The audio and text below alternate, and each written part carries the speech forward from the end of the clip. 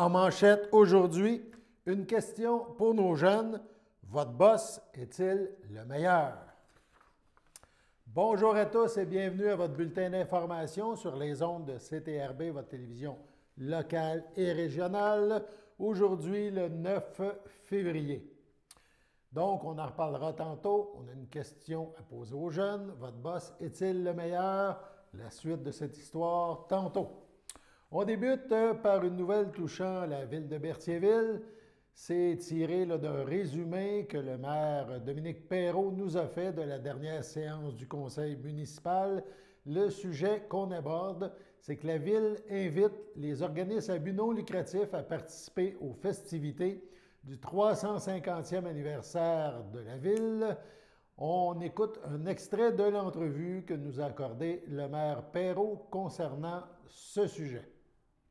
Financière aux organismes à but non lucratif qui désirent organiser un événement à l'occasion des fêtes du 350e de Berthierville. Oui, ça c'est quelque chose, je suis très très fier. D'ailleurs, j'invite les gens à vérifier, à aller voir sur le site. Il y aura une présentation ce jeudi 19h30.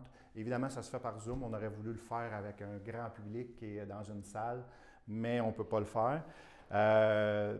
Dans le cadre du 350e, sur notre budget 2022, on a réservé un montant de 200 000. 200 000 $. Là-dessus, il y a une somme de 50 000 $ qui est pour des commandites pour les organismes à but non lucratif qui voudraient s'impliquer et organiser quelque chose, évidemment, avec un volet 350e.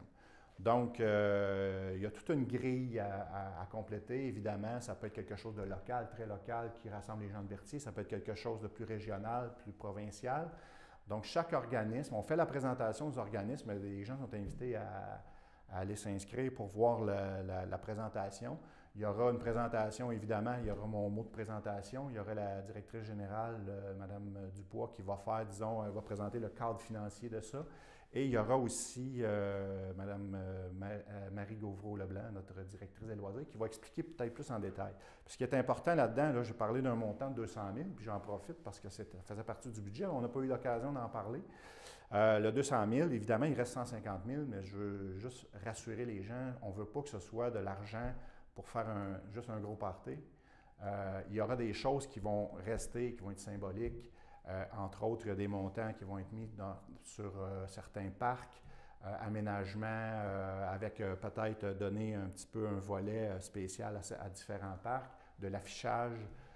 Il y aura des trucs qui vont rester c'est pas juste de l'argent d'épicerie, mettons. C'est pas...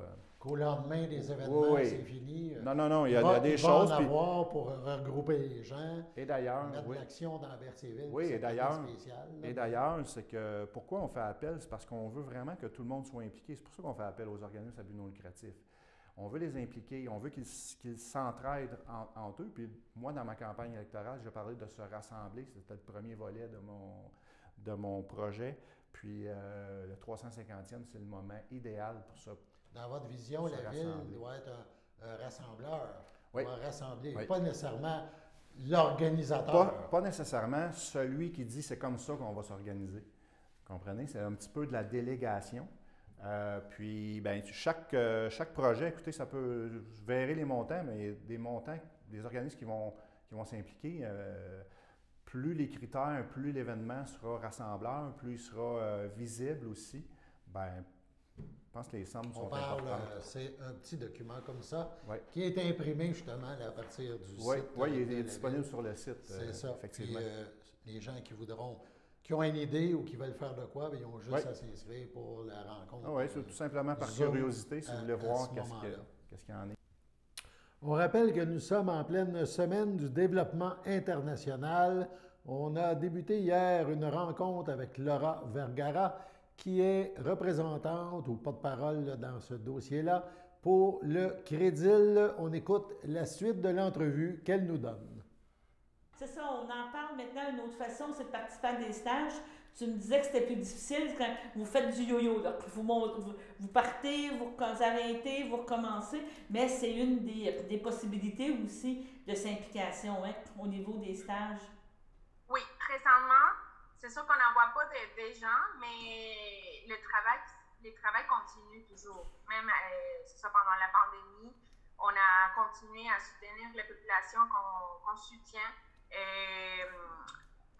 avec notre projet de solidarité au Togo, en Bolivie et au Pérou. On accompagne ces populations dans le développement des projets pour atténuer les impacts des changements climatiques. Et on soutient également les filles et les femmes des communautés. Puis dans le contexte des pandémies, on appuie les populations à se remettre rapidement un peu des impacts créés par la crise.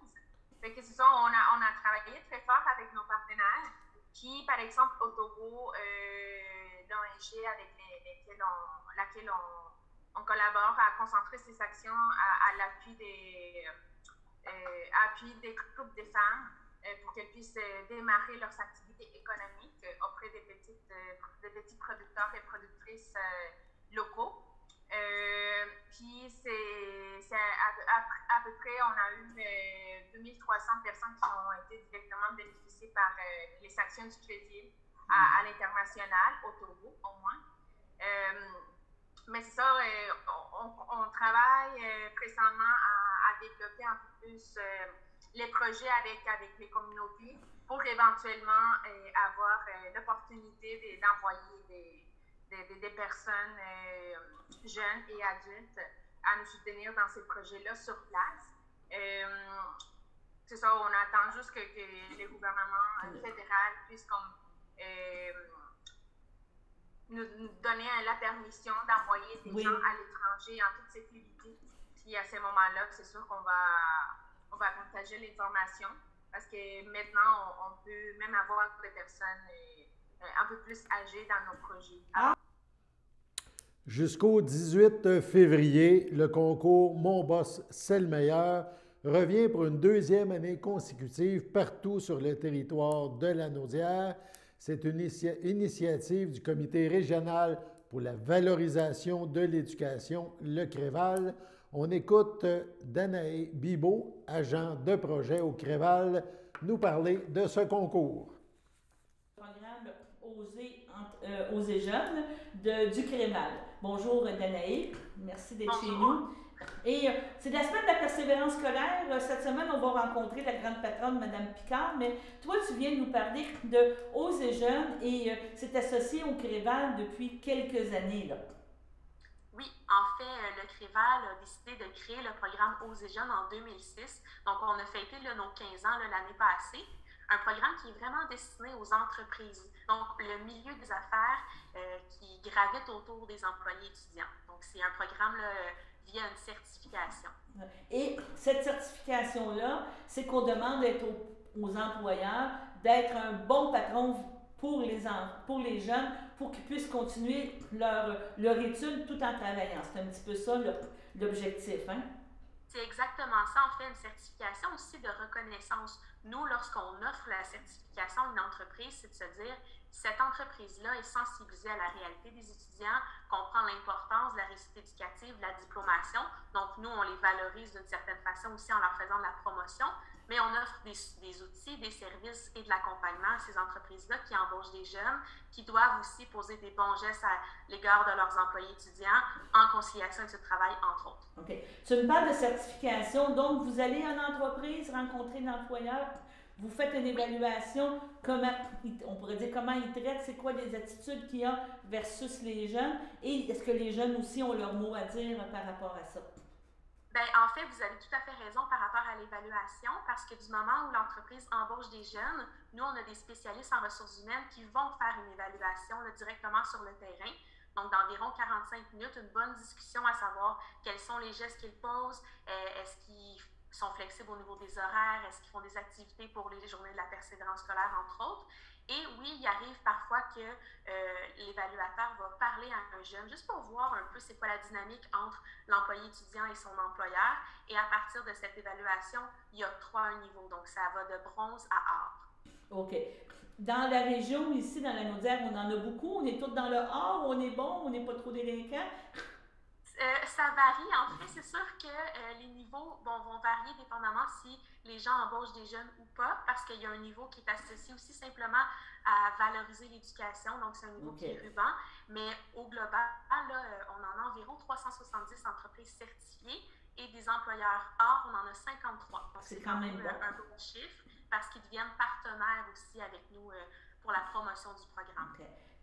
Quand on parle justement de jeunes conciliation, on parle pour les parents conciliation travail-famille, c'est aussi une des problématiques. Hein. Conciliation travail-études et ça crée beaucoup de, comment je peux dire ça, je dirais pas d'incertitude, mais beaucoup de stress pour les jeunes, là, parce que quand les jeunes ont découvert, on pourrait dire, l'attrait de l'argent, avoir une certaine indépendance, c'est difficile des fois de les maintenir à l'étude. Et contrairement, tu sais, là, l'employeur aussi, là, il a besoin d'employés. On sait qu'on a une grosse pénurie, que des fois l'attractivité de l'argent est très forte. Là. C'est un enjeu, effectivement. Ça fait plusieurs années que c'est le cas dans la Naudière et un peu partout au Québec, mais là, dans les dernières années, c'est encore plus fort. En fait, la conciliation et le travail, ça peut commencer très tôt. Il y a des jeunes de 13 ans qui vont commencer à travailler. Bon, vous l'avez dit, il y a le gain de l'argent, il y a d'avoir plus de responsabilités, une autonomie financière, mais il ne faut pas oublier que la priorité pour ces gens-là, c'est leurs études, parce que bon, c'est important d'avoir un diplôme, on ne le répétera jamais assez. Mais évidemment, il faut que, de part et d'autre, que ce soit les parents de ce jeune-là, le jeune lui-même, les professeurs et les employeurs, un peu tout le monde explique à ce jeune-là, non, mais ta priorité, c'est tes études quand même. C'est correct d'avoir un emploi, mais n'oublie pas qu'il faut que tu concentres aussi ton temps à étudier puis à faire ton école. Ton école. Donc, on en vient un petit peu à parler de cette semaine, et vous avez un programme, Mon boss, c'est le meilleur, c'est bien ça que je dis, c'est le bon terme, excuse-moi. Oui, c'est un concours. Le concours Mon boss, c'est le meilleur. Mon boss, c'est le meilleur. Donc, dans le fond, peux-tu me l'expliquer un petit peu, puis on va en reparler, là? Ben oui, en fait, le concours, c'est la deuxième édition cette année. La première édition, c'était l'an dernier, dans le cadre des JPS, donc les Journées de la persévérance scolaire. C'est un projet pilote, puis ça a bien fonctionné, donc on s'est dit qu'on allait le ramener cette année. Très fière de le refaire parce que je pense que c'est un beau concours. Et en fait, on invite les jeunes à nommer leur employeur s'ils considèrent qu'il est le meilleur de la Naudière, donc rien de moins. Et ça vient permettre un peu à ces jeunes-là de réfléchir à leur conciliation de ce travail, mais ça met en valeur aussi les bons employeurs de la Naudière, parce que le concours est vraiment étendu sur toute notre région, donc autant dans le nord que dans le sud, ce qui est intéressant. Et oui, c'est aux jeunes qui l'organisent, propulsés par le CREVAL, mais on veut aussi que tout le monde puisse participer. Donc, les entreprises qui ne sont pas aux jeunes peuvent être éligibles aussi au concours. Et devenir aux jeunes. Et devenir aux jeunes par le fait même. Par le fait même, ça peut être une façon de recruter. Et c'est ça, on parle d'un bon boss, c'est ça. Sur ce, allons à la pause. Le samedi matin, dès 9h30, nos téléspectateurs sont invités au Super Bingo télévisé diffusé de nos studios de Berthierville. Depuis maintenant une vingtaine d'années, plusieurs adeptes de la télévision régionale se sont partagés un montant de 600 $ disponible chaque semaine lors de cette joute de bingo télévisé. Un animateur et 3 bénévoles se succèdent à la caméra dans le but de vous faire passer une petite heure agréable et payante le samedi matin. On peut se procurer les cartes de jeu chez les dépositaires autorisés participants, c'est-à-dire à Berthierville, le dépanneur Formule 1 rue Gilles Villeneuve, le marché IGA Extra sur la rue Gabrielle Brissette, le marché Métro rue Notre-Dame, la pharmacie Proxime rue Frontenac, le garage Pétroté sur la rue Gilles Villeneuve, et à Saint-Ignace-de-Loyola, le marché Aldo rang Saint-Michel, le dépanneur Le Magasin Esso sur le chemin de la Traverse. C'est un rendez-vous tous les samedis matins à 9h30 sur les ondes de CTRB, votre télévision régionale et communautaire.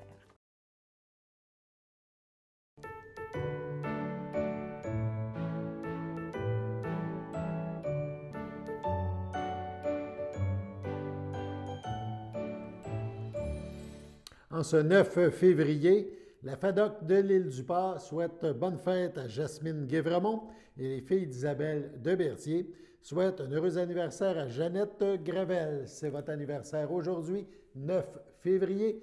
Toute l'équipe de CTRB se joint à moi et vous souhaite bonne fête. On poursuit maintenant avec une information qui touche un événement qui a lieu demain, le 10 février. Donc, le 10 février, ce jeudi, l'artiste Anne-Sophie, mieux connue sous l'appellation Belle Grande Fille, se produira sur la scène de la Chasse-Galerie à la Valtrie. CTRB a rencontré l'artiste originaire du Lac-Saint-Jean qui, en 2018, rappelons-le, a remporté la grande finale du concours Ma première place des arts. On écoute l'entrevue. Tu es accompagnée de Anne-Sophie, qu'on connaît aussi sur Belle Grande Fille. Bonjour Anne-Sophie. Bonjour Daniel. C'est ça. Et on est content de vous recevoir aujourd'hui parce que vous allez être en prestation, en fin de compte, devant le public. Ça va faire du bien. Le 10 février à la Chasse-Galerie à la Valtrie. Mais avant, on va vous présenter aussi, on va faire une petite courte bio. Vous êtes originaire du Lac-Saint-Jean, c'est bien ça? Exactement. Et vous avez été la grande finaliste au fameux concours, parce que c'est quand même très prestigieux, ma première place des arts. Je pense que c'est un concours de chant pour les auteurs-interprètes qui est reconnu, là, même au même titre qu'on pourrait dire que Granby. C'est quand même quelque chose qui est très, très bien. Il y a quand même beaucoup d'artistes qui ont émergé de cette activité-là.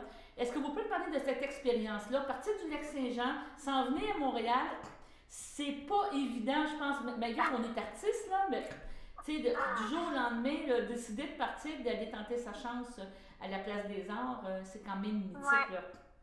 Non, c'est ça, vous le dites, Daniel, ça n'a pas été... moi, ce qui m'a fait quitter ma région, c'est vraiment la musique. Ça a été de vouloir poursuivre cet intérêt-là que j'avais envers la musique, les arts de la scène.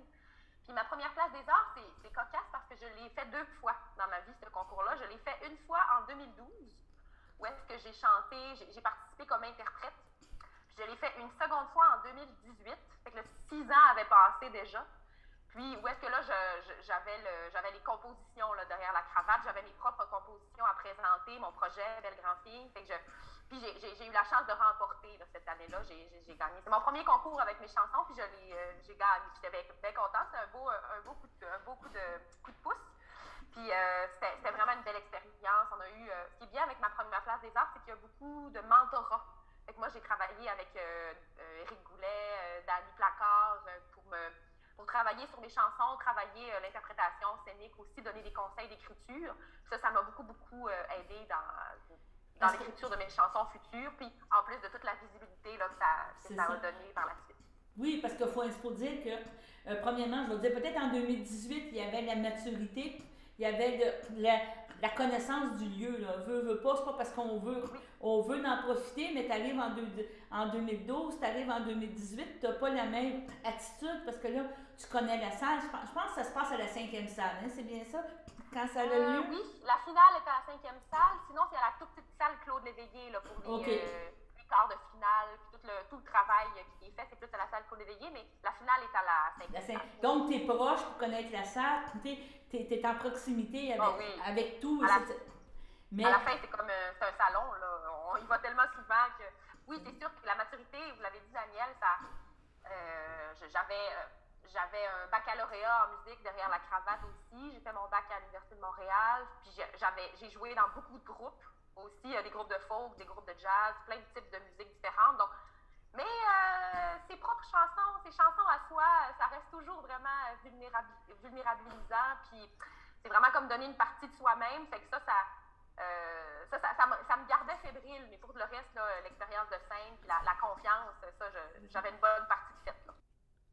Pour vous procurer des billets pour assister au spectacle de cette belle grande fille, visitez le site Internet de la Chasse-Galerie, chasse-galerie.ca, ou composez le 450-586-9569.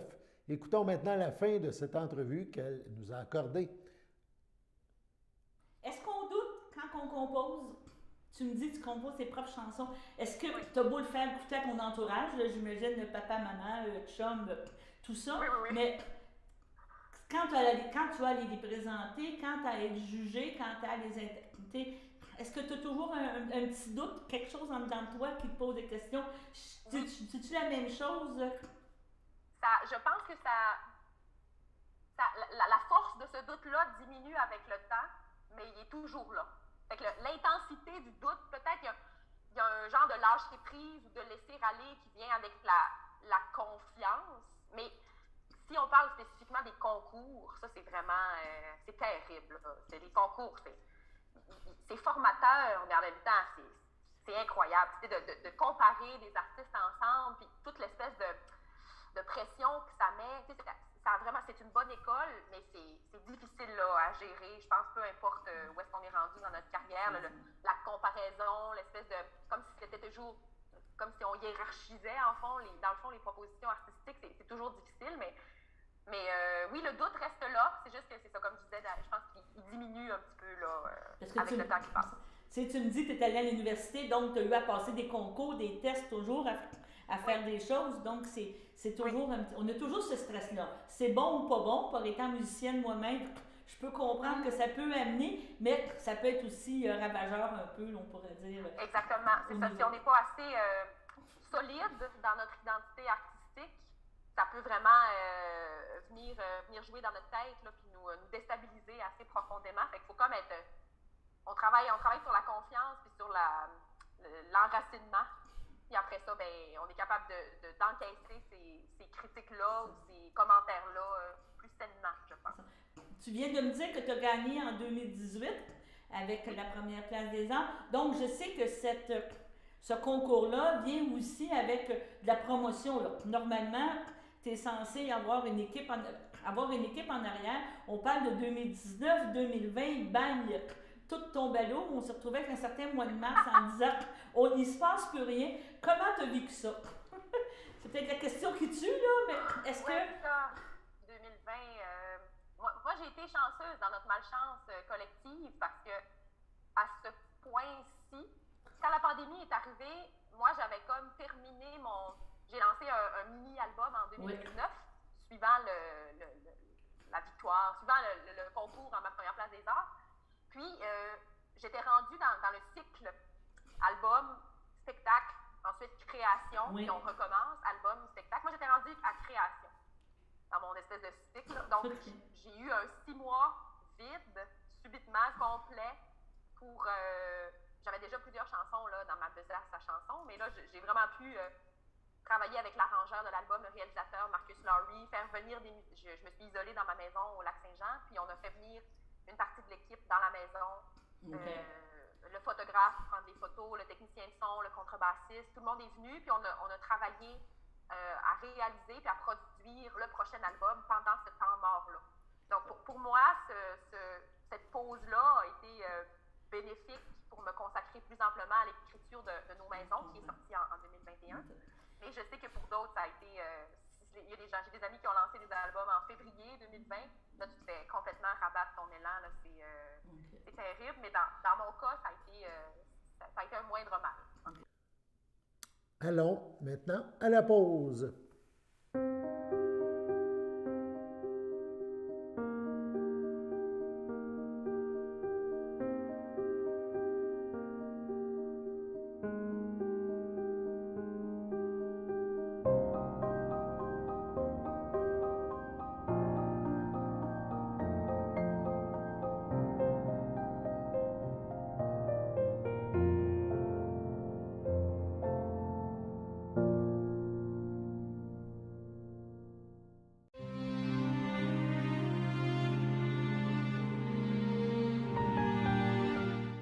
À Pierre-le-Gardeur, le 7 février, à 93 ans, est décédée Mme Lucienne Durand, épouse de feu Lucien Dubois, demeurant à Repentigny et autrefois de Saint-Cuthbert.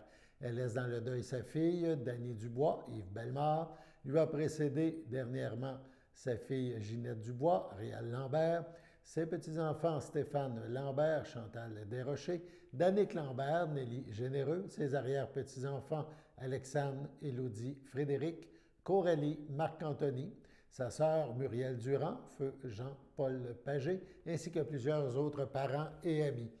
Un accueil se fera le samedi 19 février dès 13h au complexe funéraire Thériault à Berthierville. Sur invitation seulement, suivra une liturgie en la chapelle du complexe à 15h, en toute intimité. Les cendres de Mme Durand seront déposées au columbarium du salon F. Thériault et Fils de Berthierville. Au CHDL de Saint-Charles-Borromée, le 5 février, à 76 ans, est décédé M. Maurice Morel, époux de Lise Arnois, demeurant à Saint-Cuthbert.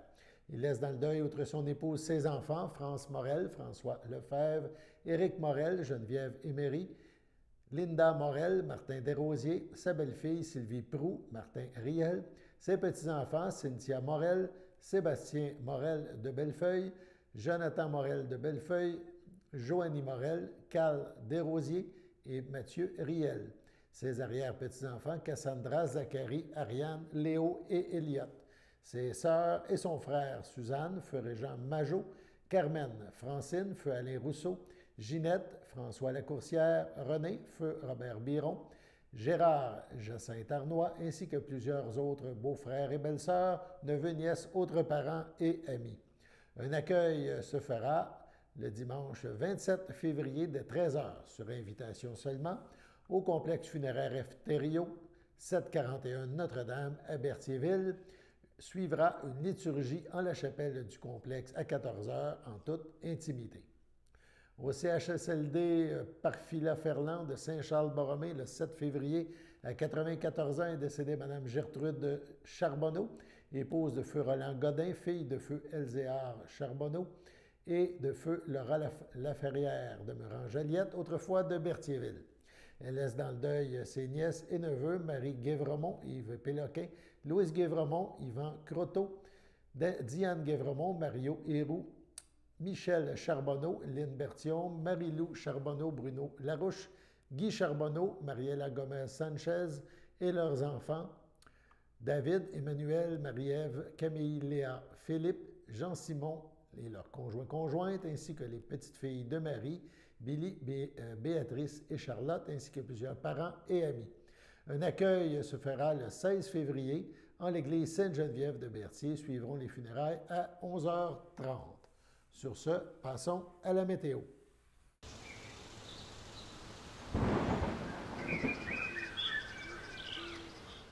Météo pour aujourd'hui et demain, nuages étendus. Donc, cet après-midi, c'était environ moins 1 degré. Ce soir, on parle de moins 4 degrés, ressenti moins 7, nuageux avec quelques flocons, moins d'1 centimètre. Cette nuit, encore un petit peu de neige, moins 2, ressenti moins 6. Demain, jeudi, le 10, on parle de pluie et neige, mais très peu de pluie, très peu de neige, moins d'1 millimètre de pluie, moins d'1 centimètre de neige. Le mercure franchira la barre du 0. On parle de 1 degré en après-midi. Encore un petit peu de pluie, quelques gouttes de pluie. Le mercure devrait atteindre 3 degrés. Donc, c'était vos informations en ce 9 février sur les ondes de CTRB, votre télévision locale et régionale. Alain Bellumeur au Pépites, qui vous invite à être des nôtres demain pour la prochaine édition du bulletin d'information à CTRB.